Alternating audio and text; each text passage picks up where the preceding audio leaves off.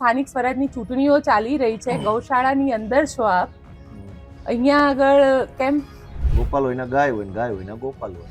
ગાયનો રાજનૈતિક ફાયદો ઘણી બધી પોલિટિકલ પાર્ટી લે છે. ના ના ના ના, ગાય એટલે માં કહેવાય ને, માનો ફાયદો ન લેવાનો. ઘણા બધા નેતાઓ તો તમારી પાર્ટી છોડીને ચાલ્યા પણ ગયા. ભગવાન એને સુખી રાખે.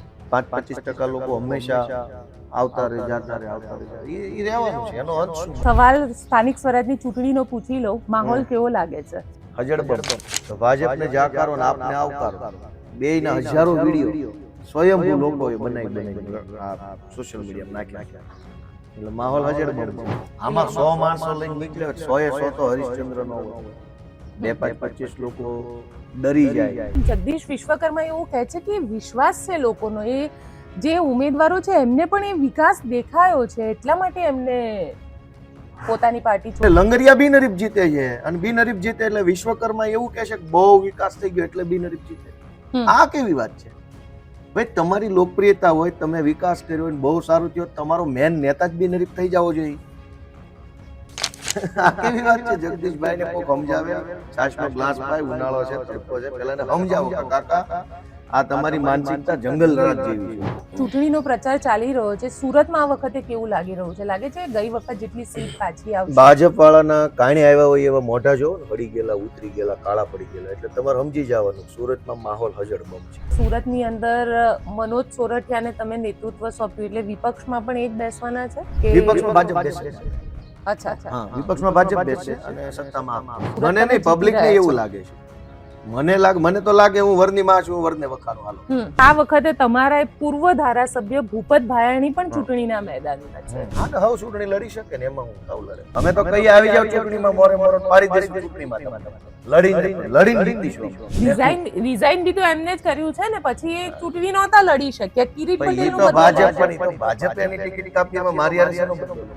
કેવા પૂરતા સત્તામાં છે, કયા મંત્રી નું કઈ હાલે છે તેમ મને કયો. આખી ગામ જાણી ગયું છે કે એ કઈ નું કઈ હાલતું નથી, ખાલી ખોટા પોળા થઈને ફરે છે બજારમાં. હાલતા કાઢી મૂકે છે. દિલ્હીથી હવાર ફોન બધા રાજીનામા.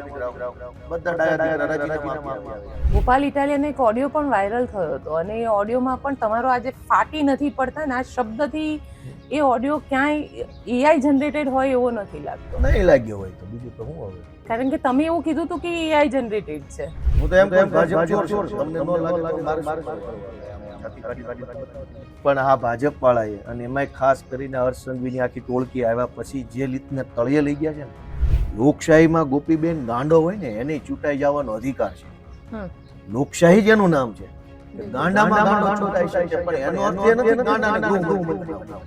અહીંયા હર્ષ સંઘવી ન્યાય કોને માને છે કે કોક છોકરો કોકને લાફો મારી ગયો, તલવાર મારી ગયો, એટલે પોલીસને કહી દે કે રીલ બનાવી આવો, એટલે 100 મીટર આમથી આમ આરોપી ચલાવે, રીલ બની જાય. સૂર્યવંશમ કરીને રીલ મૂકે, થઈ ગયો ન્યાય.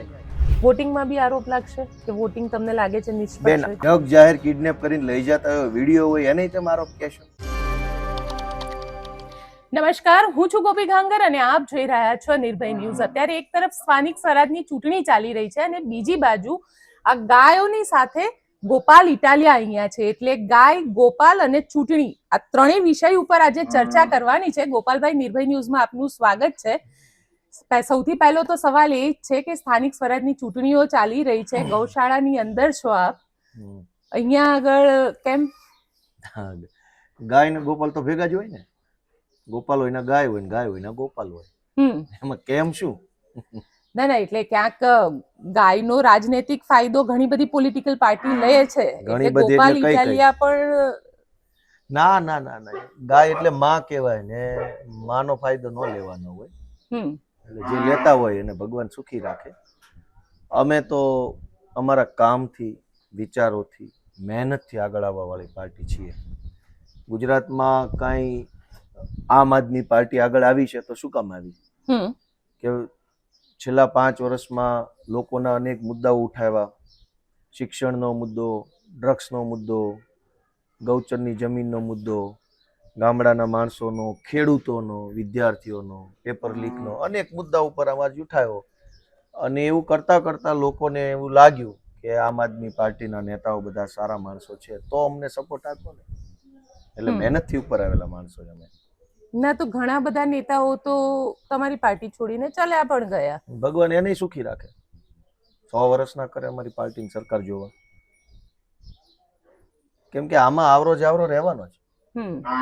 રાજકારણમાં 5-25% લોકો હંમેશા આવતા રહે જાતા રહે એ રહેવાનું છે. એનો અંત શું મન તમે કહો? તમે કાલ તમારી પાર્ટી બનાવો તોય કેટલાક આવશે ને કેટલાક જાશે. એનો અંત શું? એ રહેવાનું. એમાં કઈ બહુ છે નહીં, બહુ ટેન્શન. સારું, ચલો સવાલ સ્થાનિક સ્વરાજની ચૂંટણીનો પૂછી લઉં. માહોલ કેવો લાગે છે?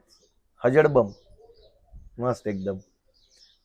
તમે જ્યાં જોશો ત્યાં ભાજપના વિકાસની પોલ ખુલતા વિડીયો જોવા મળે છે. ગામડે ગામડે લોકો ભગાડી રહ્યા છે અત્યારે ભાજપ વાળાને.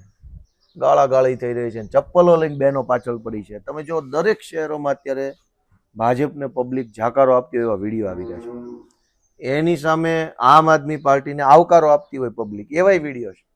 તો ભાજપને જાકારો ને આપને આવકારો, બેયના હજારો વિડીયો સ્વયંભૂ લોકોએ બનાવી આ સોશિયલ મીડિયામાં નાખ્યા છે. એટલે માહોલ હજળબમ છે. અને તો ભાજપ વાળાના નેતાના હળી ગયેલા ઓલા વાસી થઈ ગયેલા રોટલા જેવા મોટા જો ખબર પડી જાય માહોલ કેવો છે. ના તો ઘણા બધા તમારા નેતાઓ એવા છે કે જે નેતાઓ તમારી પાર્ટી ફોર્મ ભર્યા પછી પાર્ટી છોડીને પણ જતા રહ્યા છે. એવું થાય ને, રાજકારણમાં શક્ય છે, થાય. આમાં 100 માણસો લઈને નીકળે, 100 તો હરિશ્ચંદ્ર નો હોય. 2-5-25 લોકો ડરી જાય, 2-5-25 લોકો ભરમાઈ જાય, છેતરાઈ જાય, લલચાઈ જાય, મહત્વકાંક્ષાથી ઢંકાઈ જાય, આવું બને. એટલે એનો હું ધોખો ધરવાનો? ના તો ઉમેદવારોને પસંદ કરવામાં ભૂલ કરી? ભૂલ તો એવું ન હોય બેન. આમાં તો પેટના જણેલા છોકરા ક્યારેક કુપાત્ર નથી નીકળતા, મા બાપને અનાથ આશ્રમમાં નથી મૂકી આવતા. તો આપણે એવું થોડું કહેવાય કે જણવામાં ભૂલ કરી. પોતાને જન્મ આપ્યો એ છોકરા નથી નકામા નીકળતા. તો અહીંયા અમે ક્યાં કોઈને જન્મ આપ્યો છે? અહીં સમાજ છે, અહીં બધા પ્રકારના માણસો બેન આવ્યા હોય. એમાંથી 5 હારા નીકળે ને 2 નબળા નીકળે. તો નબળા નીકળે ને છોડીને હારાને હારે લઈને આગળ વધવાનું, એનું નામ જાહેર જીવન. આમાં એક ને એક વસ્તુની કકળાટ કથાત કરાતી નથી. જે સારા નીકળ્યા, જે સજ્જન નીકળ્યા, જે ઈમાનદાર, વફાદાર, સમજદાર, આબરૂદાર નીકળ્યા, એને હારે લઈને હાલવાનું છે. અને જે ફૂટેલા નીકળ્યા એને ભગવાન 100 વર ના કરે. કારણ કે એવી બહુ જ બધી કમ્પ્લેન આવી, આમ આદમી પાર્ટીની પણ આવી ને કોંગ્રેસની પણ આવી, કે અમારા બહુ જ બધા ઉમેદવારોને ધમકી આપવામાં આવે છે. બહુ જ બધા ઉમેદવારો, તમે પોતે પણ ટ્વીટ કરી હતી અને તમે પોતે પણ લખ્યું હતું કે ઘણા બધા ઓડિયો રેકોર્ડિંગ પણ તમારી પાસે આવ્યા હતા જેમાં ધમકી આપવામાં આવી હોય, પૈસાની લાલચ આપવામાં આવી હોય. ગુજરાતમાં આ વખતે ભાજપે બિહાર જેવો ભયનો માહોલ ઉભો કર્યો. આપણા ગુજરાતમાં આવું પહેલા હતું નહીં કે ચૂંટણી ટાણે ઉમેદવારોના ફોર્મ પાછા ખેંચાઈ લેવા, પોલીસ મોકલવી, ધાક ધમકી કરવી, એવું કઈ હતું નહીં પહેલા. બિહારમાં આવું બહુ થતું પહેલા, જંગલરાજ. એ બિહાર મોડલ અહીં ગુજરાતમાં લાગુ કર્યું આ વખતે ભાજપે, કે સામેવાળી પાર્ટીના લોકો ફોર્મ ભરે ચૂંટણીમાં તો પૈસાની ઓફર કરે. પહેલા તો પૈસાથી પતી જાય તો ઠીક છે, અને પૈસાથી ના પતે તો પોલીસ મોકલે, ગુંડા મોકલે, સમાજના આગેવાનોનું દબાણ કરાવડાવે, અને કોઈ પણ હદની દાદાગીરી કરીને બિનહરીફ જીતી જવું છે. બેન, સત્તામાં આપણે ચૂંટણી જીતીને આવીએ ત્યાં સુધી ઠીક છે, પણ સત્તામાં આવવાની લાલચા એટલી બધી વધી જાય કે હવે તો કોઈ પણ ભોગે સત્તામાં આવવું છે. ઈ લાલચા જયારે માણસના મન ઉપર સવાર થઈ જાય ને, ત્યારે એવો માણસ સત્તામાં આવીને જનતાનું નુકસાન કરે. ભાજપ 1000 વખત ચૂંટણી જીતીને માનો કે સત્તામાં આવી જાય તો એમાં કઈ ખોટું નથી. તો ગાય માતા છે, કઈ ન કરી, કઈ થોડા ભાજપ વાળા છે. સત્તામાં ચૂંટણી જીતીને 1000 વખત આવે ને તો એ કદાચ એ કઈ ખોટું નથી, પણ ચૂંટણી જ નહીં કરવા દેવાની, કોઈ ફોર્મ જ ન ભરવું જોઈએ. હું વગર ચૂંટણીએ જીતી જાઉં, આવી હલકી માનસિકતાથી જે માણસ રાજનીતિમાં આવે ને એ સમાજનું હિત કરે. ભાજપે 700 કરતા વધુ બેઠક. પણ હું તમને એ જ કહી રહી છું કે જગદીશ વિશ્વકર્મા એવું કહે છે કે વિશ્વાસ છે લોકોનો, એ જે ઉમેદવારો છે એમને પણ એ વિકાસ દેખાયો છે, એટલા માટે એમને પોતાની પાર્ટી છોડીને ભાજપમાં આવ્યા. ભાજપના સૌથી લોકપ્રિય નેતા કોણ? નરેન્દ્રભાઈ. ઈ બિનહરીફ જીતે છે. સૌથી લોકપ્રિય નેતા બિનહરીફ નથી જીતતા તો આ પાયદળિયા છે ને એટલા બધા લોકપ્રિય થઈ ગયા બિનહરીફ જીતવા મળ્યા. એટલી બધી લોકપ્રિયતા હોય તો નરેન્દ્ર મોદી બિનહરીફ થઈ જવા જોઈએ, અમિત શાહ બિનહરીફ થવા જોઈએ. હવે ઈ બિનહરીફ નથી જીતતા અને લંગરિયા બિનહરીફ જીતે છે, અને બિનહરીફ જીતે એટલે વિશ્વકર્મા એવું કહે છે કે બહુ વિકાસ થઈ ગયો એટલે બિનહરીફ જીતે. આ કેવી વાત છે? ભાઈ તમારી લોકપ્રિયતા હોય, તમે વિકાસ કર્યો હોય, બહુ સારું થયો, તમારો મેન નેતા જ બિનહરીફ થઈ જવો જોઈએ. આ કેવી વાત છે? જગદીશભાઈ ને કોક સમજાવે, છાશનો ગ્લાસ પાય, ઉનાળો છે, તડકો છે, પેલા ને સમજાવો કે કાકા આ તમારી માનસિકતા જંગલ રાજ જેવી છે, આ બિહાર ટાઈપની માનસિકતા છે. ગુજરાતમાં છે ને બિનહરીફ, પણ લોકોનો મત આપવાનો અધિકાર છીનવીને તમે એમ કહો છો કે લોકોને વિશ્વાસ છે. ચૂંટણી થવા દો, અને કોઈ ના ઉભા રહે તો તમે લોકોને રિક્વેસ્ટ કરો કે જ્યાં સુધી ફોર્મ નહીં ભરે ત્યાં સુધી અમે બિનહરીફ જીત નહીં સ્વીકારીએ, અમે તો લડીને જીતનારા. એવું કેમ નથી બોલતા? એટલે ગોપીબેન, તમે આ બધી વસ્તુને સમજો કે ગુજરાતમાં ભાજપને સત્તામાં આવવાનો નશો એવો ચડ્યો છે કે હવે ચૂંટણીમાં જયા વગર ચૂંટણીએ જીતી જવું છે. ચૂંટણીમાં ડર લાગે છે એ લોકોને, એવું છે? ડર તો લાગે જ ને. ચોરને ઈમાનદારોને ડર ન લાગે તો કોનો લાગે? ઈ ચોર છે, અમે પ્રમાણિક છીએ, અમારો એમને ડર લાગે છે, એટલે જ આ વખતે ચૂંટણી નથી થવા દેવી એમને. અને જનતા જાગૃત થઈ ગઈ ને વિસાવદર પછી. હર્ષભાઈ તો એવું કહે છે કે કોંગ્રેસ અને આમ આદમી પાર્ટી આ બંને જણાને એ વસ્તુ સહન નથી થતી કે અમારા ઉમેદવારો બિન હરીફ જીતી ગયા. એ લોકોને એમાં પણ ક્યાંક ને ક્યાંક તકલીફ દેખાય છે. બેન, કેટલા અપહરણ કર્યા ઉમેદવારોના, એના વિડીયો વાયરલ છે, તમે જોયા? તમે સામેવાળી પાર્ટીના ઉમેદવારનું અપહરણ કરી, એના પરિવાર ઉપર પ્રેશર લાવી, ફોર્મ પાછા ખેંચાવી અને બિનહરીફ થઈ જાઓ, અને પછી હર્ષ સંઘવી એમ કહે છે કે અમારા જ સહન નથી થતું. તમે કેવી વાત કરો છો? અનેક વિડીયો વાયરલ છે. આમાં હું નથી ગયો વિડીયો ઉતારવા, પબ્લિકે સ્વયંભૂ ઉતાર્યા છે. મામલતદાર ઓફિસોની બહાર, પ્રાંત ઓફિસોની બહાર વિડીયો ઉતર્યા. ગાડીઓમાં કિડનેપ કરીને લઈ જતા હોય, રોક અકળ થતી હોય, ધક્કામુક્કી થઈ હોય. આવા વિડીયો, હજારો વિડીયો આવ્યા કે જેમાં ઉમેદવારો, એક તો બેન છાપામાં આવ્યું, હું તમને વાંચી સંભળાવું. હર્ષ સંઘવીને તો હવે મારે તો શું કહેવું, હવે તમે બધા લેવા દેવા વગરના માથે ચડાવો છો એને, છે નહીં એવી કઈ મહાનતા. આ કઈ તારીખ લખી છે? 16/4 નું છાપું છે. ઉમેદવારે ફોર્મ પાછું નહીં ખેંચતા પૂર્વ પ્રેમિકાને શોધીને પોલીસમાં અરજી કરાવી, આખરે ઉમેદવાર તાબે થયો. આણંદનો કિસ્સો છે. બરાબર. 10 વર્ષ પહેલાની પ્રેમિકા પોલીસ ગોતી આવી, એ પ્રેમિકા પાસેથી ખોટી અરજી પોલીસે અપાવડાવી, પછી પોલીસે ઉમેદવારને કીધું કે તારી પૂર્વ પ્રેમિકા 10 વર્ષ પહેલા હતી, અરજી આપી ગઈ, ફોર્મ પાછું ખેંચી લે. પછી એને ફોર્મ પાછું ખેંચી લીધું. એટલે હર્ષ સંઘવીએ ટ્વીટ કરી કે બિનહરીફ થયા, મોદીજી ઉપર વિશ્વાસ છે, વિકાસ ઉપર વિશ્વાસ છે. કોકની જૂની પ્રેમિકાઓને લાવી, બૈરાઓને આથા બનાવી, મહિલાઓનો દુરુપયોગ કરી, ફોર્મ પાછા ખેંચાવીને હર્ષ સંઘવી બોલ બચ્ચન કરે, શરમ નથી આવતી? આ છાપામાં છે ને, મારા ઘરે નથી છાપ્યું મેં. પૂર્વ પ્રેમિકાને પોલીસ શોધી લાવી અને અરજી કરાવડાવી પોલીસે. આવી રીતે બહેનોનો ઉપયોગ કરવાનો. 10 વર્ષ પહેલાની પ્રેમિકા. રાજનીતિ છે, સામ દામ દંડ ભેદ. બેન, કોઈ પણ રીતે રાજનીતિમાં તો બધું જ કરી શકે છે. હા, તો હર્ષ સંઘવી બૈરાઓનો ઉપયોગ કરશે ચૂંટણી જીતવામાં? તમે એને વ્યાજબી માનો છો? આ કોકની પ્રેમિકાઓને પકડીને પોલીસ સ્ટેશન લઈ આવે, તમે એને વ્યાજબી માનો છો? અને આવા હલકટ માનસિકતાના માણસો રાજનીતિમાં હશે તો તમે સ્વીકારો છો એને? આવા હલકા માણસો હોવા જોઈએ કે કોકની પ્રેમિકા પકડી આવે? અરે ભાઈ, એનો એ પુરુષનો સ્ત્રીનો પ્રશ્ન છે.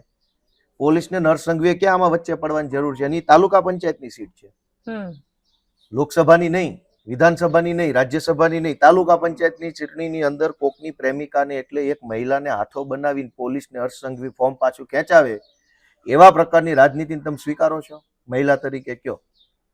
હું તો નથી સ્વીકારતો. આપણે આવું રાજકારણ ગુજરાતમાં ન જોઈએ, ભલે હારી જાય. તમે સ્વીકારો છો મહિલા તરીકે આવા ધંધા? પણ કારણ કે જે રીતે અત્યારની, કારણ કે ચૂંટણી છે અને ચૂંટણીમાં લગભગ દરેક વખતે આવું જોવા મળતું હોય છે. ગઈ વખતની ચૂંટણી હતી જેમાંથી 100 સીટ બિનહરીફ થઈ હતી. લોકસભાની ચૂંટણીની અંદર પણ 1 સીટ બિનહરીફ થઈ હતી, સુરતની. બેન, બિનહરીફ હું કામ કરાવવી પડે છે? પણ ચૂંટણી લડી લ્યો ને, હારી જવાની બીક લાગે છે. ચૂંટણીમાં કેમ નથી ઉભા રહેતા? ક્રાઇમ બ્રાન્ચ, LCB, પોલીસ, આ બધાનો ધંધો જ છે કે હર્ષ સંઘવી કે એવી રીતે આમ આદમી પાર્ટીના ઉમેદવારોને ડરાવવા, ધમકાવવા, એના પરિવાર ઉપર પ્રેશર લાવવું, એના કુટુંબના નેતા, કુટુંબના આગેવાનો દબાવી અને કોઈ પણ રીતે ફોર્મ પાછું ખેંચાય. આવા ધંધા શું કામ કરે છે? લોકોના મત આપવાના અધિકારનું શું થયું? છીનવાઈ ગયો ને. તમારી બિનહરીફ ચૂંટણી જીતવાની લાઈમાં બીજી જનતાનો મત આપવાનો અધિકાર છીનવાઈ ગયો, એનું શું થયું? તમે પોલીસ મોકલી, પૂર્વ પ્રેમિકાને લઈ આવ્યા, મહિલાઓનો હાથો બનાવ્યો, દુરુપયોગ કર્યો, અને તમે જે ફોર્મ પાછા ખેંચાવ્યા એનાથી લોકોના મત આપવાનો અધિકાર છીનવાઈ ગયો કે ન છીનવાઈ ગયો? ત્યાં વાપી સાઈડ એક મામલતદારે આત્મહત્યા કરી લીધી. હર્ષ સંઘવીએ મામલતદાર ઉપર દબાણ કરાવડાવ્યું કે અપક્ષ ઉમેદવારનું ફોર્મ રદ કરી નાખો. મામલતદાર નિષ્ઠાવાન ઈમાનદાર માણસ હતા, કોઈ બ્રાહ્મણ કચ્છ અટક હતી એની, બ્રાહ્મણ કાચ એવી કઈક. એ માણસે આત્મહત્યા કરી લીધી કે ભાઈ હું આ ફોર્મ રદ થાય એમ નથી, છતાંય મને રદ કરવાનું ભાજપના નેતાઓનું પ્રેશર છે હર્ષ સંઘવી તરફથી, તો હું આત્મહત્યા કરું છું. આત્મહત્યા માણસ કરી જાય અને લોકોના મોત ઉપર બિનહરીફ ચૂંટણી જીતવાની ઘેલચા કેવી કહેવાય? આ કેટલું વ્યાજબી છે કે લોકો મરી જાય છે એના મોત ઉપર ચૂંટણી જીતવી છે. મામલતદાર આત્મહત્યા કરી લીધી બિનહરીફ થવા નહીં કરાવવા માટે થઈ, છતાંય ઓલાય કરાવીને રહ્યા. તો લોકોને આત્મહત્યા કરવા મજબૂર કરે, લોકોની પ્રેમિકાઓનો ઉપયોગ કરે, મહિલાઓનો ઉપયોગ કરે, આવું બધું કરીને ચૂંટણીઓ જીતવાની બિનહરીફ. તો આ કેટલા વિકૃત માણસો છે ભાજપ વાળા. તમને લાગે છે લોકશાહી માટે આ ખતરો છે? તમને નથી લાગતું? તમે નાગરિક તો છો જ ને આ દેશના, તમને નથી લાગતું ખતરો છે એવું? એટલે તો સવાલ પૂછી રહી પણ અમને આખા ગામને લાગે છે આવું કે આ થોડું ચાલે. તમે ચૂંટણી જીતવા માટે આ પ્રકારની રાજનીતિ કરો, મહિલાઓનો ઉપયોગ કરો, સરકારી માણસો પર દબાણ કરો, એલસીબી ક્રાઇમ બ્રાન્ચ મોકલો, પોલીસનો ઉપયોગ કરો, સમાજના આગેવાનોના પ્રેશર કરાવો, આ કઈ સારી વાત છે? આવું થોડું હોય? અને લોકશાહી ઈ હાટું લાવ્યા હતા આપણે. લોકશાહી લાવ્યા જ ઈ હાટું ને કે કોઈ પણ નાનામાં નાનો માણસ ચૂંટણીમાં ઉભો રહી શકે, એટલે તો લોકશાહી લાવ્યા દેશમાં. નહીતર અંગ્રેજો હતા જ બિનહરીફ 200 વર્ષ, સળંગ 200 વર્ષ બિનહરીફ રહ્યા. ક્યાં કોઈ ફોર્મ ભરતું અંગ્રેજો સામે? આ તો ફોર્મ ભરી શકીએ, ચૂંટણીમાં ઉભા રહી શકીએ, જે કાંઈ થાય આપણે પ્રચાર કરીને જીતી પણ શકીએ, એવી વ્યવસ્થાનું નામ તો લોકશાહી છે. એની લોકશાહી લાવવા તો મહાપુરુષોએ 200 વર્ષ બલિદાન આપ્યું. હવે આ ભાજપો પાછા અંગ્રેજો જેવું માનસિકતા લઈને આવ્યા કે નહીં બિનહરીફ જ થવું જોઈએ. બિનહરીફ જ કરવું હોય તો અંગ્રેજો સારા હતા આની કરતા, તો ભાજપ વાળા કરતા. અજય, કારણ કે ચૂંટણીનો પ્રચાર ચાલી રહ્યો છે, સુરતમાં આ વખતે કેવું લાગી રહ્યું છે? લાગે છે ગઈ વખત જેટલી સીટ પાછી આવશે? ભાજપ વાળાના કારણે આવ્યા હોય એવા મોઢા જોવો ને, હળી ગયેલા, ઉતરી ગયેલા, કાળા પડી ગયેલા, એટલે તમારે સમજી જવાનું સુરતમાં માહોલ હજળબમ છે. એકેય શેરી પબ્લિક ગરવા નથી દેતી આખાય સુરતમાં. ગયા 2021ની ચૂંટણીમાં જે વોર્ડમાં અમે નહોતા જીતી શક્યા, અમને જ્યાં સમર્થન નહોતું ને, એ વિસ્તારોમાં ભાજપ વાળાને આ વખતે પબ્લિક બગાડે છે. ચોર આવ્યા હોય કેમ આખી સોસાયટી પાછળ પડે એવું થાય છે. લોકો જાણી ગયા છે કે ભાઈ હવે જે કાંઈ પણ થવાનું છે એ આમ આદમી પાર્ટીના માધ્યમથી થવાનું છે, કેમ કે આમ આદમી પાર્ટી ભણેલા ગણેલા યુવાનોની પાર્ટી છે. એટલે લોકોનો વિશ્વાસ છે આ વખતે સારું સમર્થન મળશે. કારણ કે મનોજ સોરઠિયા આમ તો તમારા ઘણા ખાસ કહેવાય છે, અને મનોજ સોરઠિયાને આ વખતે ચૂંટણીના મેદાનમાં તમે લોકોએ ઉતારી દીધા છે સંગઠનમાંથી. કારણ શું એની પાછળનું? ના, એમાં કારણ શું હોય? અમારા મનોજભાઈ પાર્ટીના સૌથી જૂના નેતા છે. 2012માં પાર્ટી બની ત્યારથી પાર્ટીમાં છે, ખૂબ ભણેલા છે. એ જમાનામાં તો એ બહુ મોટા ઉદ્યોગપતિ હતા અને વર્ષે દાડે કરોડો રૂપિયાનો વેપાર કરતા હતા. એક ઓફિસ દિલ્હીમાં રાખતા, એક સુરતમાં રાખતા, એક ઓફિસ એની ચાઇનામાં પણ હતી, વિદેશોમાં કામ કરતા હતા. ખૂબ પૈસા કમાતા હતા અને સક્ષમ માણસ હતા. પણ આમ આદમી પાર્ટીમાં જોડાઈને નક્કી કર્યું કે મારે હવે સંઘર્ષ કરવો છે. 2012થી લઈને 2026 સુધી સળંગ પાર્ટીમાં કામ કરવું, લોભ લાલચ વગર, અપેક્ષા વગર, સ્વાર્થ વગર, કઈ હોદ્દા વગર, કોઈ ટિકિટ વગર, ચૂંટાયા વગર, તો એ કેવડા મોટા, એની અંદર ધીરજ કેવડી હશે. આજકાલ તો એક નાની એવી તાલુકાની ટિકિટ ન મળે તો 3 પાર્ટી બદલી નાખે, સવારે ભાજપમાં, સાંજે કોંગ્રેસમાં, બપોર પાછા ભાજપમાં. એવા પ્રકારના રાજકારણીઓ છે અત્યારે. દિવસમાં 3 પાર્ટી બદલે છે, વર્ષમાં નહીં. ઈ જમાનામાં મનોજ સોરઠિયા 2012થી 2026 સુધી સળંગ આમ આદમી પાર્ટીમાં રહ્યા. તો એની એવા માણસ, એટલે અમે પાર્ટીએ નક્કી કર્યું કે આવા માણસના હાથમાં સુરતનું નેતૃત્વ સોંપવું જોઈએ, જેની પાસે ધીરજ હોય, જેની પાસે ધગશ હોય, જેની પાસે વિઝન હોય, ભણેલ ગણેલ છે, ફાર્માસિસ્ટ છે, આજથી 25-30 વર્ષ પહેલા ફાર્માસિસ્ટ થયા છે. તો એવા માણસને અમે સુરતની કમાન સોંપી છે, કેમ કે સુરતની અંદર ગોપીબેન વિશ્વ કક્ષાનો વેપાર છે. કદાચ ઈ લાભ અમદાવાદને નથી, સુરતમાં હીરા છે, જે દુનિયાના તમામ દેશોમાં હીરાનો વેપાર થાય છે. સુરતમાં ટેક્સટાઇલ્સ, કપડું બને છે, એ કપડું દુનિયાના તમામ દેશોમાં વેચાય છે. આ 2 વેપાર ધંધા બહુ મોટા છે, જે ઇન્ટરનેશનલી કનેક્ટેડ છે દુનિયાના બધા દેશો સાથે. તો સુરત શહેર પણ ગ્લોબલ સ્ટાન્ડર્ડમાં ખરું ઉતરે એવું હોવું જોઈએ. હમ. ગ્લોબલ સ્ટાન્ડર્ડનું ઇન્ફ્રાસ્ટ્રક્ચર હોવું જોઈએ, ગ્લોબલ સ્ટાન્ડર્ડની એમેનિટીઝ સુવિધાઓ હોવી જોઈએ, વિશ્વ કક્ષાની સુવિધા, વિશ્વ કક્ષાની વ્યવસ્થા, વિશ્વ કક્ષાના રોડ રસ્તાઓ, વિશ્વ કક્ષાની બધી જ ઇન્ફ્રાસ્ટ્રક્ચર હોવું જોઈએ, જે નથી. કેમ કે 8 પાસ ને 9 પાસ ને બુટલેગરો ને આવા જ બધા નેતાઓના હાથમાં સિસ્ટમ હતી. તો અમે નક્કી કર્યું કે મનોજભાઈ જેવા ભણેલ ગણેલ, જેણે દુનિયાના દેશોમાં વેપાર કરીને અનુભવ લીધેલો જે માણસ છે ને, એને સુરતનું નેતૃત્વ સોંપવું છે. તો આવનારા 5-10 વર્ષમાં વિશ્વ કક્ષાનું શહેર તરીકે અમે સુરતને વિકસાવી શકીએ.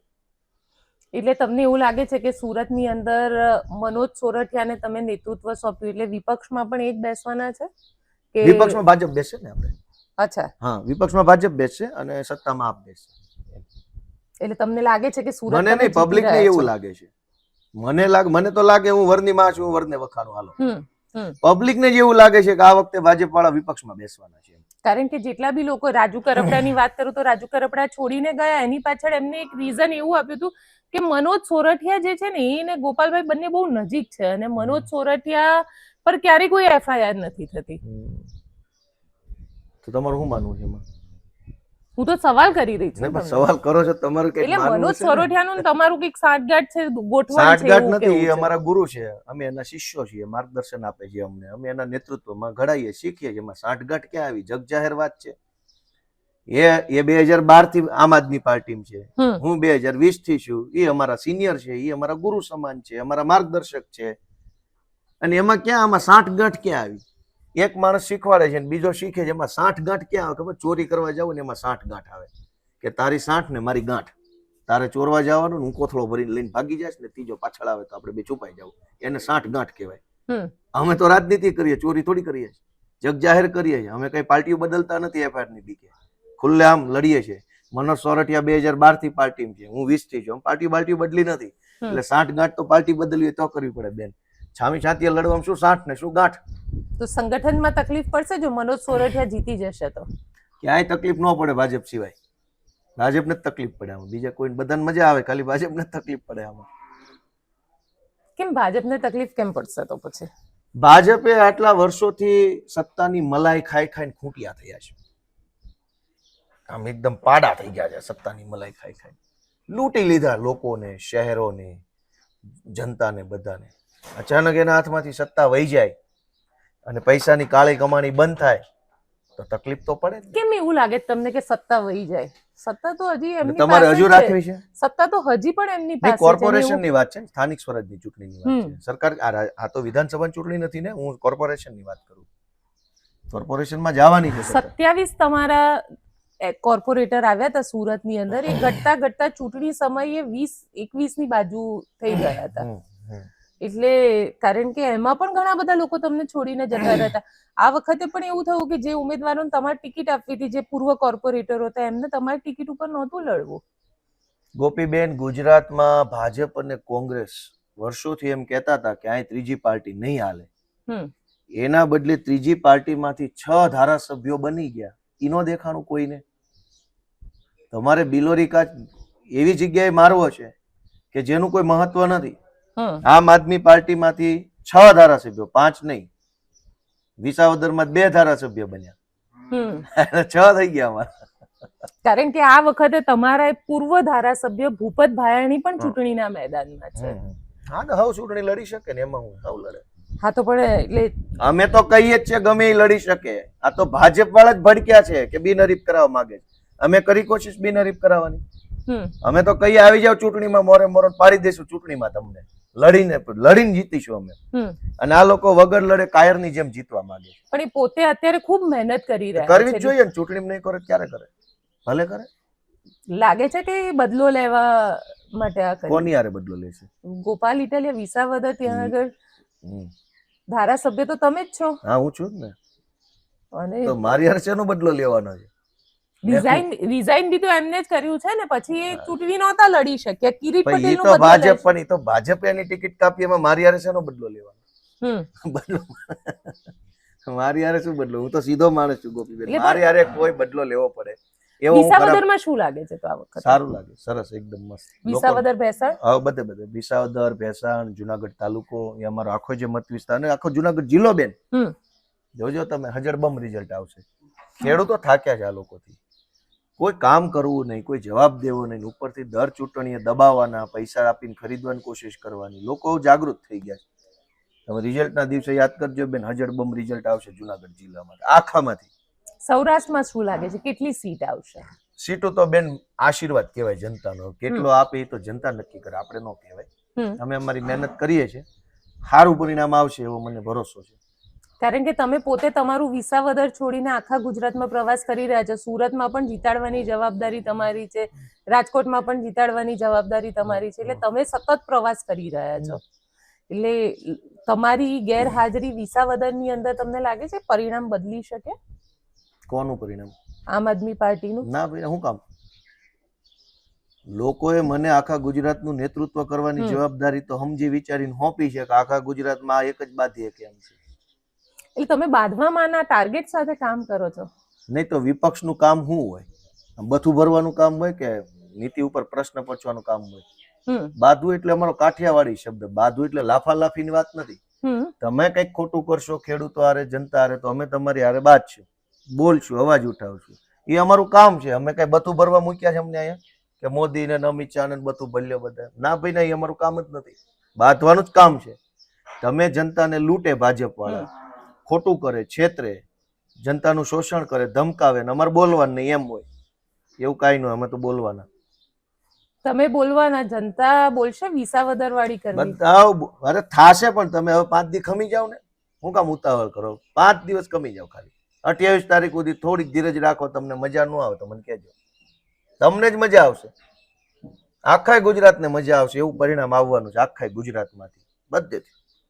કારણ કે તમે અહીંયા જયારે ચર્ચા આપણે કરી રહ્યા છે, તમારા એવા ઘણા બધા કાર્યકર્તાઓ જે છે જે ભાજપ કોંગ્રેસમાં જોડાઈ ગયા છે. ચૈતર વસાવાનો ગઢ છે, ચૈતર વસાવાના ગઢમાં એમના પોતાના, એ પોતે જઈ નથી શકતા ડેડિયાપાડા. ગઈકાલે એમના જે ત્યાંના સ્થાનિક પીએ હતા એમને રિઝાઇન કરી દીધું. ઘણા બધા એમના અંગત માણસો છે એ લોકોએ રિઝાઇન કરી દીધું. એ તો બેન આપણે શરૂઆતમાં વાત થઈ ગઈ, આવરો જાવરો રહેવાનો છે. ઇનકમિંગ આઉટગોઈંગ ક્યારેય ઊભું રહેવાનું નથી, ચાલતું રહેવાનું બેન. એમાં મેં તમને હમણાં શરૂઆતમાં શું કીધું, 100 લોકોનો સમૂહ લઈને નીકળો ને ત્યારે એમાંથી 5 લોકો ડરી જાય, 2 લોકો ગભરાઈ જાય, 2 લોકો હતાશ થઈ જાય, 3 લોકો લલચાઈ જાય, 2 લોકો મહત્વાકાંક્ષાના બોજ નીચે. આવું થવાનું. એની ચર્ચા શું કરવાની તમે મને કહો? આ તો રહેવાનું ને આ બધું. આ તો આદિ અનાદિ કાળથી હાલ્યું આવે છે. મહાભારતના રામાયણના યુદ્ધમાં શું થયેલું? અચ્છા, જનતા તમારા ઉપર વિશ્વાસ મૂકે તો કયા કારણોસર મૂકે? કેમ મૂકે? પણ તમે સત્તામાં નથી, બરાબર? ગોપીબેન, વાસ્તવિકતા તો પબ્લિકને ઈ ખબર છે જે સત્તામાં છે ને ઈ સત્તામાં નથી. કહેવા પૂરતા જ સત્તામાં છે. હાલે છે કઈનું કાંઈ? કહેવા પૂરતા સત્તામાં છે. કયા મંત્રીનું કાંઈ હાલે છે? તમે મને કયો. આખી ગામ જાણી ગયું છે કે એ કઈનું કાંઈ હાલતું નથી ને ખાલી ખોટા પોળા થઈને ફરે છે બજારમાં. એક પણ ધારાસભ્ય, સાંસદ સભ્ય, મંત્રીનું કાંઈ ઉપજેશ હાલતા કાઢી મૂકે છે. દિલ્હીથી હવારમાં ફોન આવે, ચાલો બેટા બધા રાજીનામું આપી દો દીકરાઓ. બધા ડાયા દીકરા રાજીનામું આપી આવે છે. પછી 3 દિવસ સુધી ડ્રામા ચાલે કે કોણ બનશે મુખ્યમંત્રી, કોને કયું ખાતું સોંપાશે. આવું બધું 3 દિનનો ડ્રામા હાલે. 100 ને એના જે 60 છે એમાંથી એકેયને ખબર ન કે આમાં કોણ મંત્રી સંત્રી બનશે. અચાનક દિલ્હી ફોન આવે કે બેટા તને બનાવવાનો છે. એટલે ઓલો ઘૂઘરા જેવો થઈ જાય કે મને ખબર નહોતી ને અમારી પાર્ટીમાં સામાન્ય કાર્યકર્તા પણ મુખ્યમંત્રી બની શકે, આમ ને તેમ નહીં. પછી બોલ બચ્ચન ચાલુ કરે. તમે એમ કહો છો કે સત્તા એની છે, અમારી ઉપર હું કામ વિશ્વાસ મૂકે? પેલો પ્રશ્ન જે છે ભાજપમાં સત્તામાં છે, એ સત્તામાં છે જ નહીં. તમે મને એમ કહો કે મુખ્યમંત્રી સત્તામાં છે અત્યારે? ગુજરાત તો એ જ ચલાવે છે અત્યારે. એવું તમને લાગે છે? તમારથી જાહેરમાં ન બોલે ને મારે જાહેરમાં કેવું ને. ગુજરાત આખાને ખબર છે કે મુખ્યમંત્રી પોતે જ સત્તામાં નથી. અને કાલે દિલ્હી કહે છે ને કે નીકળી જવાનું છે તો હસતા મોઢે વિદાય લઈ લે છે. એક પ્રશ્ન નહીં બોલી શકે. સ્વર્ગસ્થ વિજયભાઈને કાઢ્યા આમાંથી, સત્તામાંથી, ત્યારે એને ખુલાસો આપવાનું કારણ આપવા દીધું. એની પહેલા મુખ્યમંત્રી હતા આનંદીબેન, એને કઈ ટાઈમ આપ્યો? તમે જેમ કહો છો ભાજપની સત્તા છે, ત્યાં સત્તામાં ઈ સત્તામાં છે, ઈ જ સત્તામાં નથી. એ તો શિસ્તબદ્ધ પાર્ટી છે ને, એટલે શિસ્તબદ્ધ નહીં, ટેન્ડરબદ્ધ પાર્ટી છે. કોન્ટ્રાક્ટબદ્ધ પાર્ટી છે, કટકીબદ્ધ પાર્ટી છે, લાંચબદ્ધ પાર્ટી છે, ખાનારાનું ગેંગ છે. આખી ભાજપ પાર્ટી નથી, ગેંગ છે. એમાં બધા જ કટકી કરનારા, કૌભાંડ કરનારા, રૂપિયા ખાનારા, ખોટું કરનારા, જમીન પચાવનારા, દારૂ વેચનારા, હપ્તા લેનારા, સરકારી અનાજનું બૂચ મારનારા, આવા લોકોની એક ગેંગ છે, આખા રાજ્યવ્યાપી ગેંગ છે. ઓર્ગેનાઇઝડ ક્રાઇમ કહેવાય ને, સંગઠિત અપરાધ ટોળકી, ઓર્ગેનાઇઝ ક્રાઇમ ગેંગ. એમાં એકેય તમે એમ કહો છો કે બધું આ આખી ટોળકી કોણ છે? તમે મને કહો ભાજપમાં કયો માણસ એવો છે જે ખાતો નથી? ગામમાં નાનામાં નાનો માણસ હોય ને પૈસા બનાવે છે ને એટલે જ ભાજપની જય જયકાર કરે છે. એકે ભાજપ વાળો એવો નથી કે જે વેપાર કરતો અલગ કરતો હોય ને પાર્ટીની સેવા કરતો હોય. બધા ભાજપ પાર્ટીમાં છે એટલે જ પૈસા કમાય છે. અને એટલે લોકો હવે જાગૃત થઈ ગયા છે કે આ આમ આદમી પાર્ટી વાળા ચૈતરભાઈ કે ગોપાલભાઈ, કિશુભાઈ, પ્રવીણભાઈ, મનોજભાઈ કે જે અમારી આખી ટીમ છે તે આ સીધા માણસો તો છે જ એવું લોકો અમારા વિશે માને છે કે આ ગુંડા નથી. સીધા કરતા હું એવું માનું છું ગોપાલભાઈ કે લોકોને એવું લાગે છે કે લડે છે, એનાથી વધારે કશું નથી. હા, પણ એ જ છે ને, સીધા કોને કીધા? કે જે જનતા માટે બોલે, જનતાની સામે નો બાંધે, જનતા માટે બાંધે, એ સીધો માણસ ગણાય જનતાની નજરમાં. ભાજપ વાળા જનતા સાથે લડે છે, જનતા હારે ઝઘડો કરે છે. અમે જનતા માટે ઝઘડો કરીએ છીએ, જનતા વતી ભાજપ હારે ઝઘડો કરીએ. અમે સીધા માણસો, નાના માણસો છીએ, લડાઈ લડીએ છીએ, અવાજ ઉઠાવીએ છીએ. એટલે લોકોને ગમે છે કે નહીં આ બરાબર છે, આ છોકરાનો મારે લાવવા છે. તો કોંગ્રેસને ક્યાં જોવો છો? ઘરે. કેમ? એમાં શું પાર્ટી છે, લડે છે, સૌથી જૂની પાર્ટી છે છે, કાંઈ વાંધો એમાં ક્યાં ના પાડી. મેં એવું કીધું કે નવી છે, જૂની છે, લડે છે, બરાબર છે, પણ ઘરે જોઉં છું એમ. એવું કેમ લાગે છે તમને કે ઘરે જોવો છો? હવે તમે એના માટે 10 દિવસ ખમી જાઓ, રાહ જુઓ. તમને ન લાગે મને કહેજો. બધી વસ્તુ આજને આજ બેન આપણે કઈ ખોલી નાખવાનું છે. આજને આજ બધો ફોડ શું કામ પાડી દો? થોડીક વસ્તુ આમ સસ્પેન્સ રહેવું જોઈએ. કેમ કે આ એવું નથી કે ચૂંટણીમાં બધું જે પાર્ટી બતાવતી હોય બધું એવું જ હોય. થોડુંક સમય ઉપર જવા દેવું પડે. અમારું તે ભાજપનું તે એનું તે બધાનું સમય ઉપર થોડુંક રાખવું પડે. ના એટલે પછી રિઝલ્ટ આવે એટલે ઈવીએમ નું નામ નહીં લો ને. તમે મારા મોઢે ઈવીએમ ના રોદણા છેલ્લે કયા વર્ષમાં સાંભળેલા? ના ના, પાર્ટી તો લેતી જ હોય છે. નહીં કયા વર્ષમાં બોલો મને? તમે કયા નેતા ઈવીએમ ના રોદણા રોયા અમારા ગુજરાતમાં? ગુજરાત નહીં, તમારા દિલ્હીની પાર્ટી. તમે તો દિલ્હીનું મોડેલ આપો છો ને, તમે પંજાબના મોડેલની ગુજરાતમાં વાત કરો છો. ના અમે બેન એવા માણસો નથી. અમે મહેનત કરનારા માણસો છીએ. અને જીત હું હાર્યો હતો ને, કતારગામની ચૂંટણીમાં હારી ગયો હતો. તમે મને ક્યાંય ઈવીએમ ના રોદણા રોતા જોયો? અમે મહેનત કરવા લાગ્યા. કઈ વાંધો નહીં ભાઈ, કઈક મહેનત ઘટીએ છે તો વધારે કરશું. અને કામે લાગી ગયા હું, ઈશુદાન બધા. અને પાછા અત્યારે અમારી પાર્ટી કામે લાગેલી છે તો સફળ થઈ. અમે શું રોદણા થોડા રોવાના છે ઈવીએમ ફીવીએમ ના? એવું કઈ છે નહીં. તો ખોટી વાતો કોંગ્રેસે ફેલાવેલી છે. ઈવીએમ માં કોઈ સેટિંગ નથી.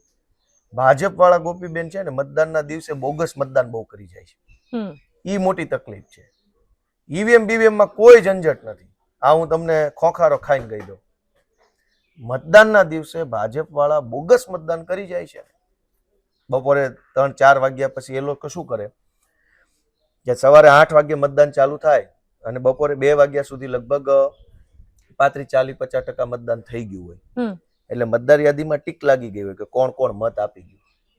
પછી કોણ કોણ નથી આપી ગયું એની યાદી પણ બધી પાર્ટીને ખબર જ હોય કોણ નથી આપી ગયું. એટલે આ ભાજપની જે આખી ટોળકી છે, જે લાભાર્થી ગેંગ છે, પૈસા કમાતા હોય ભાજપમાં, એને ઉપરથી આદેશ આવે કે હવે જે લોકો બાકી છે ને નાખવાના, મત નાખવાના, એનું લિસ્ટ લઈ લો.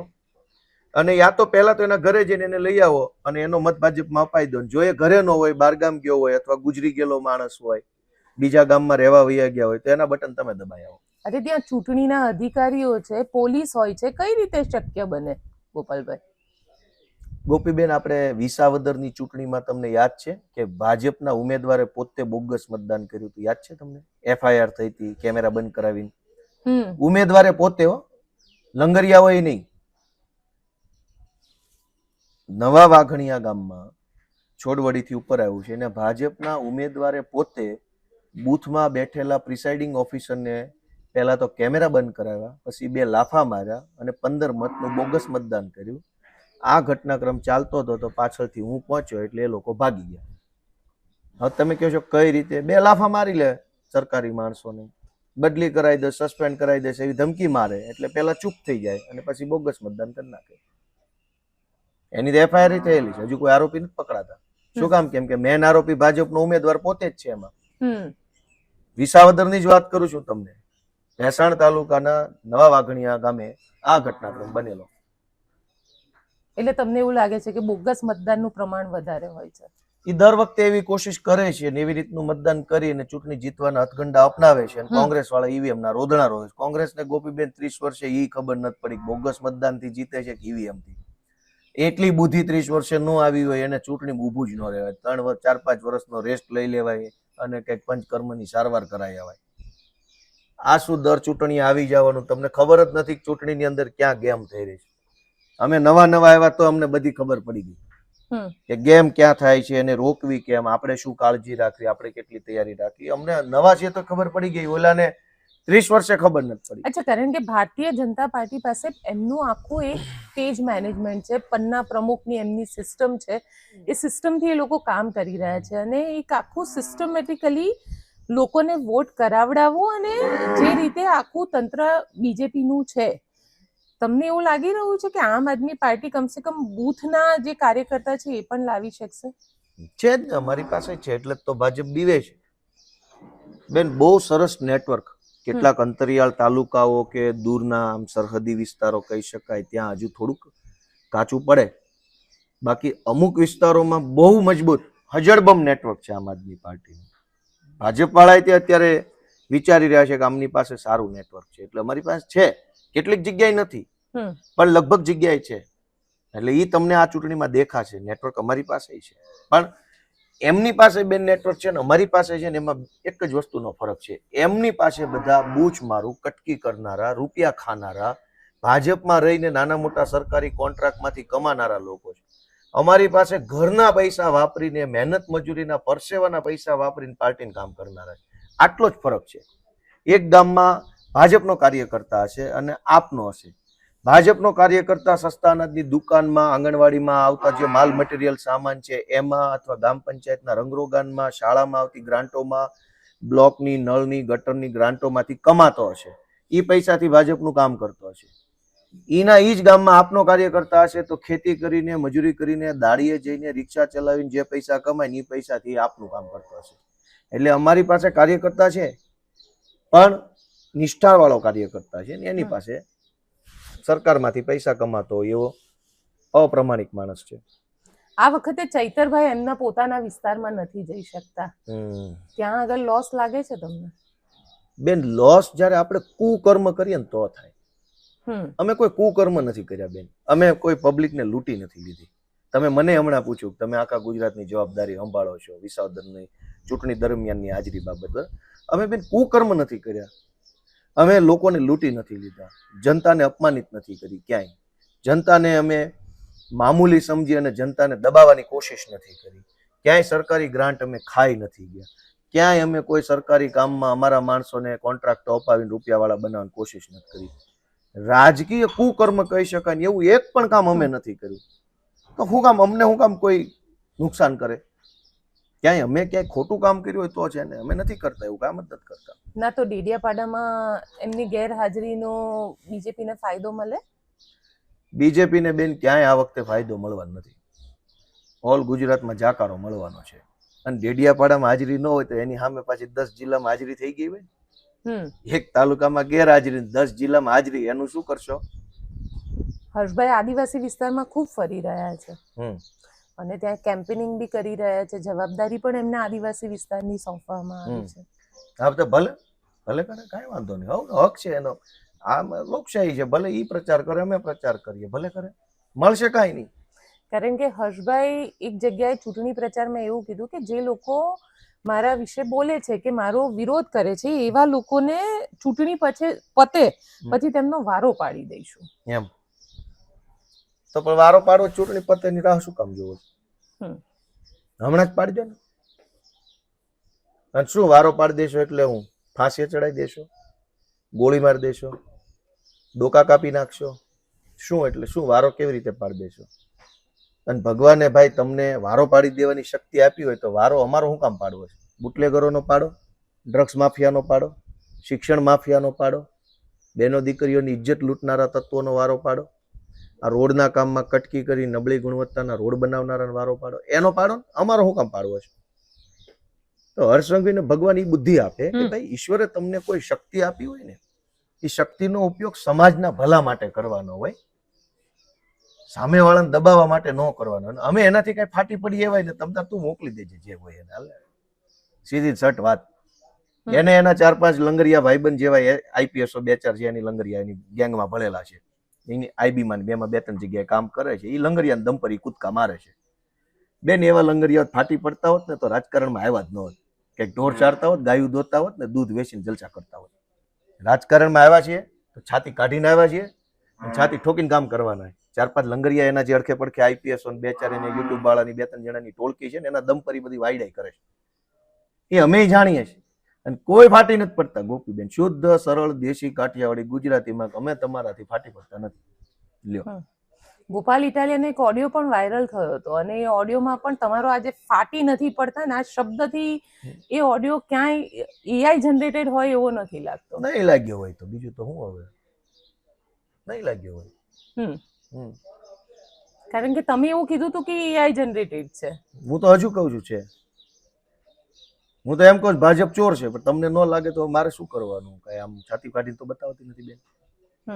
જે કહેવા જેવું હતું કીધું, માનવા જેટલું હતું એ લોકોએ માન્યું, જેને નથી માનવું એને તો ભગવાને ક્યાં કઈ કહીએ કેમ છે.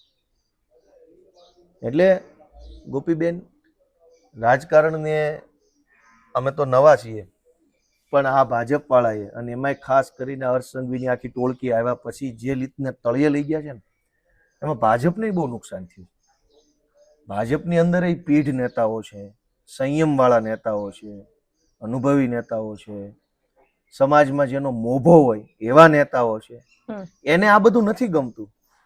આ છોકર રમત જેવું લાગે, ઉછાછળાપણું કહેવાય ને એવું લાગે છે કે તમે કયા હોદ્દે બેઠા છો ને કેવું વર્તન કરો છો, અને તોય તમને એમ લાગે છે કે તમે બહુ મોટા મસીહા તરીકે જન્મા છે. એવું ન હોય બેન.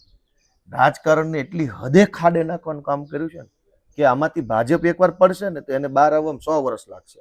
આ કઈ હારા ધંધા નથી કરતા. ભાજપની અંદર રહેલા જે પીઢ માણસો છે ને આ બધું જ જોઈ રહ્યા છે. નરેન્દ્ર મોદીની સરકારમાં, નરેન્દ્ર મોદીની 3 વખત સરકાર આવી રાજ્યમાં. 2000 આમ તો 2007 ને 12 3 સરકાર આવી. 3 સરકારના 20 મંત્રી ગણો એટલે કેટલા 60-70 જેટલા મંત્રી થાય. અને મંત્રીમંડળ રીશફલ કર્યું હોય 101 જેટલા માણસો નરેન્દ્ર મોદીની સરકારમાં મંત્રી હતા. ઈ 100 માણસો આજે ક્યાંય ચિત્રમાં છે? હર્ષ સંઘવીનું જે વાણી વર્તન છે એકદમ બકવાસ, એમાં ક્યારેય એને સપોર્ટ આપે છે? ક્યારેય એમ કહે છે કે ભાઈ આ સંઘવી સાચો છે ને આપ વાળા ખોટા છે?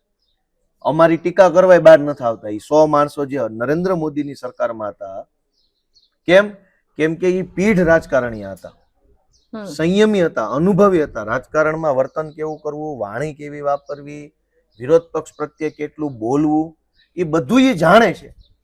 આ લોકો રોજ ઉઠીને જેમ ફાવે એમ લવારીઓ કરે છે, કાદર ખાન ડાયલોગ મારતો એવી રીતે બોલ્યા કરે છે.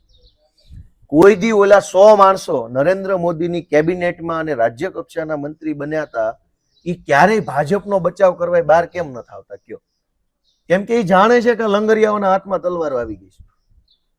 એ અંદરથી દુખી છે બેન. ક્યાંય તમે પીઢ નેતા કેટલા હતા નરેન્દ્ર મોદીની? ઘણા બધા હતા. 100 નેતાઓ હશે મિનિમમ. મંત્રી લેવલના કહો છો, ધારાસભ્ય લેવલના તો છોડો, મંત્રી લેવલના માણસો આજે ભાજપની સરકારના બચાવમાં ક્યાંય જાહેરમાં એક નિવેદન નથી આપતા.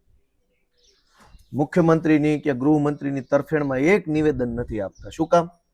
અંદરથી એ લોકો એટલા દુઃખી છે કે આ કેવા કેવા હાવ આવીને બેહી ગયા, ક્યાં ક્યાં ચડી ગયા. કઈક લેવલ તો હોવું જોઈએ. લોકશાહીમાં ગોપીબેન ગાંડો હોય ને એને ચૂંટાઈ જવાનો અધિકાર છે. લોકશાહી જ એનું નામ છે કે ગાંડામાં ગાંડો ચૂંટાઈ શકે, પણ એનો અર્થ એ નથી ગાંડાને ગૃહમંત્રી બનાવવો. લોકશાહીમાં ચૂંટાઈ શકે ગાંડો, પણ ગાંડો ચૂંટાઈ શકે એટલે ગાંડાને જ બનાવવાનો એવું ન હોય. એટલે વાત મારા પૂરતી નથી ગોપીબેન. હું તો વિરોધ પક્ષમાં છું એટલે હું બોલું, દાખલા તરીકે આક્ષેપ કરું એવું કોક માને. ભાજપના ઓલા 100-150 જેટલા જે પીઢ નેતાઓ હતા, પછી એ પીઢ નેતાના પરિવારના બાળકો, સંતાનો જે નવી પેઢીની રાજનીતિમાં આવ્યા છે, એ બધા કેમ અત્યારે બોલતા નથી ભાજપ માટે? કેમ કે એટલા બધા દુઃખી છે ને કે આ કેવા કેવા માણસો આવી ગયા ભાજપમાં. જો તો ખરા, બોલવાનું ભાન નથી, વાણી વર્તનની ભાન નથી, અને રીલો બનાવવામાંથી ઊંચા જ આવે. રીલ બધું જ રીલ. શરમ આવે છે ઓલા જૂના ભાજપ વાળાને કે આ રીલ બનાવવા વાળી ટોળકી આવી ગઈ છે. તમને લાગે છે આજે ધંધુકામાં જે થયું ગઈકાલે, ભરવાડની હત્યા જે થઈ, કારણ કે હિન્દુ મુસ્લિમ ફરીથી કિશન ભરવાડ વખતે પણ ત્યાં આગળ હિન્દુ મુસ્લિમ થવાની સૌથી વધારે સંભાવનાઓ હતી અને સ્થિતિ પણ કંઈક એવી જ થઈ હતી. આ વખતે પણ એવું લાગી રહ્યું કારણ કે ચૂંટણી માથે છે એટલે ક્યાંક ફરીથી એક હિન્દુ મુસ્લિમ વાળો મુદ્દો પણ આવી શકે. આ હર્ષ સંઘવી છે ને બેન, એ રીલ બનાવવામાં બહુ એનું મગજ દોડાવે છે. ધંધુકાના ઘટના ઉપર જ હું મારો અભિપ્રાય આપું છું કે દુનિયાના બધા જ દેશોમાં નાનો મોટો ક્રાઇમ થતો હશે, પોલીસ પકડતી હશે અને કોર્ટ એને સજા આપતી હશે. આ સિસ્ટમ બનેલી છે. ન્યાય ક્યારે થયો કહેવાય? જ્યારે એક માણસની કોઈ ક્રાઇમ કરે પછી પોલીસ એટલી કડક કલમ લગાવે, એટલી કડક તપાસ કરે, એક એક પુરાવો પકડીને ધ્યાને લે, એક એક પંચનામું મજબૂત કરે, FSL મજબૂત થાય, એની સિસ્ટમ પ્રોસેસ પૂરી કરીને કોર્ટમાં કડક કાગળ જમા કરાવે, પછી કોર્ટમાં ફાસ્ટ ટ્રેક કેસ ચાલે અને કોર્ટમાંથી એવી સજા પડે કે આખી જિંદગી છૂટી જ ન શકે. એને ન્યાય થયો કહેવાય. દુનિયાના બધા દેશોમાં આ જ વ્યવસ્થા છે કે ન્યાય કોર્ટમાં થાય છે અને અદાલત એવી સજા આપે છે કે આજીવન છૂટી નથી શકતા. અમેરિકા, ઓસ્ટ્રેલિયા, કેનેડા આ બધા દેશોમાં આ જ વ્યવસ્થા છે. અહીંયા હર્ષ સંઘવી ન્યાય કોને માને છે કે કોક છોકરો કોકને લાફો મારી ગયો, તલવાર મારી ગયો એટલે પોલીસને કહી દે કે રીલ બનાવી આવો, એટલે 100 મીટર આમથી આમ આરોપીને ચલાવે, રીલ બની જાય. સૂર્યવંશમ ટાટા કરીને રીલ મૂકે, થઈ ગયો ન્યાય. તો ગુનેગારની હિંમત નહીં વધે. કિશન ભરવાડની ધંધુકામાં હત્યા થઈ, એના આરોપીઓને અત્યારે જો ખૂનના કેસની સજા થઈ ચૂકી હોત ફાંસીની અને ફાંસીએ ચડાવી દીધા હોત તો ધંધુકામાં તે બીજો કોઈ ગુંડો છે આવું ધંધો કરે? કિશન ભરવાડની હત્યા કરનારા આરોપીઓ ત્યાં છૂટી ગયા છે. એમાં જેટલા આરોપી હતા એ છૂટી ગયા. શું કામ છૂટી ગયા? તો કે કોર્ટમાં કેસ નબળો પડ્યો. શું કામ નબળો પડ્યો? તો કે પોલીસે કેસ પેપર મજબૂત બનાવવાના બદલે રીલ મજબૂત બનાવવામાં ધ્યાન આપ્યું. રીલ મજબૂત બનવી જોઈએ, એકદમ વાયરલ થાય એવી. પેપર મજબૂત ન બનાવ્યા, રીલ મજબૂત બનાવી. પેપર ઢીલા બનાવ્યા, પેપર એવા નબળા બનાવ્યા કે આરોપીને કોર્ટમાં લાભ મળ્યો, આરોપી કોર્ટમાં છૂટી ગયા, કોઈને કાંઈ સજા થઈ નથી. એટલે બીજા આરોપીને મોટિવેશન મળ્યું, હિંમત મળી કે ભાઈ આ તો કર્યા જેવો ધંધો છે. ગમે એનું ખૂન કરી નાખીએ તો એક રીલમાં છુટકારો થઈ જાય છે, સજા તો થતી નથી. સજાના નામે ખાલી રીલો બને છે. તો હર્ષ સંઘવીને કોઈએ સમજાવવાની જરૂર છે, બાજુમાં બેસાડીને કમ્પ્લેટ ગાયના દૂધનો એક લોટો પાઈને બુદ્ધિ એનાથી વધારે ખીલે કે ભાઈ આ રીલ બનાવવાથી સમાજમાં ક્રાઇમ ઓછો નહીં જાય. તમારી પોલીસને કહો કે કડક કલમ લગાવે, કડક પંચનામા કરે, કડક FSLના પુરાવા લે, કડક CCTV લેવા જોઈએ, ફિંગરપ્રિન્ટ લેવી જોઈએ, લોહીના રિપોર્ટ, વાળના રિપોર્ટ, શસ્ત્રો કબજે લેવા, ફિંગરપ્રિન્ટ લેવી. આ બધી પ્રોસેસ કડક થાય. એ કડક પ્રોસેસ કોર્ટમાં જાય, ત્યાં ટાઈમ લિમિટમાં કેસ ચાલે. એવું નહીં કે વર્ષો સુધી કેસ ચાલ્યા કરે. 2 વર્ષમાં નિકાલ આવી જાય તો એને એવી સજા થાય કે એની પેઢીઓ સુધી છૂટવો ન જાય જેલમાંથી. હવે અહીંયા શું થાય? આરોપી ખૂન કરે કે લાફો મારે, કાંઈ પણ કરે, વધીને 2 મહિના, 4 મહિના, 6 મહિના, 8 મહિના છૂટી જાય છે. તો બીજા આરોપીને મોટિવેશન નહીં મળતું હોય બેન, પ્રેરણા નહીં મળતી હોય કે 3 મહિનામાં છૂટી જવાનો, છરો મારવામાં શું વાંધો છે? માત્ર રીલો બનાવીને લોકોને છેતરવાનો ધંધો આવેલો છે. પોલીસ પાસે રીલો ન બનાવડાવવાની હોય. દુનિયાના બધા દેશો કાગળ બનાવડાવે છે, ફાઇલ બનાવડાવે. સંઘવી રીલ બનાવડાવે છે. એટલે ધંધુકામાં કિશન ભરવાડનું ખૂન કરનારા તત્વોને સજા ન થઈ એટલે એના એ તત્વોએ બીજી વખત બીજા ભરવાડના છોકરાને ખૂન કર્યું. સજા થઈ ગઈ હોત તો. અને હજુ આ બીજા છોકરાનું બેન ખૂન થયું છે ને, સંઘવી હજુ શું કરશે? રીલો બનાવડાવશે. JCB 2-4 આવશે, 2-3 યુનિફોર્મ પહેરેલા, હાથમાં ઓલી નાની દંડી લીધેલા IPS આવશે, આમાં સૂર્યવંશી કરતા હાલ છે, ઓલો આરોપી વાંકો હાલ છે. એ બધાને કીધેલું હોય તારે લંગડું હાલવાનું, રીલ બનાવી દઈને બેટા ભાઈ અમારે રીતે છૂટા થાય. હવે રીલો બનશે, 4-5 દિવસ બધું રીલી થશે. પછી ટીવીમાં કીધેલું હશે કે આ રીલો આપી એટલે તમારે ચલાવવાની, કે આરોપીઓમાં ખોફનો ડર, સંઘવીનો દંડો ચાલ્યો, દાદાનું બુલડોઝર ચાલ્યું, આવું બધું તમાશો હાલે. એ જ આરોપી 2 મહિનામાં છૂટી જાય. તો આરોપીઓ કોર્ટમાંથી છૂટી જાય એવા નબળા કાગળ બનાવનારી પોલીસના ઉપર પગલાં લેવાના બદલે દર વખતે ઘટના બને ત્યારે પોતાની છબી ચમકાવવા માટેથી બહાર આવી જવાનું કે હું આમ કરાવી દઈશ.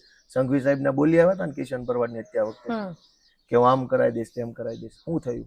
થઈ કોઈને સજા? હજી સુધી નથી. આ તો ખૂન થાય ને એની કાયદામાં સજા છે આજીવન કેદ અથવા મૃત્યુદંડની સજા છે. થઈ આજીવન કેદ? નથી થઈ.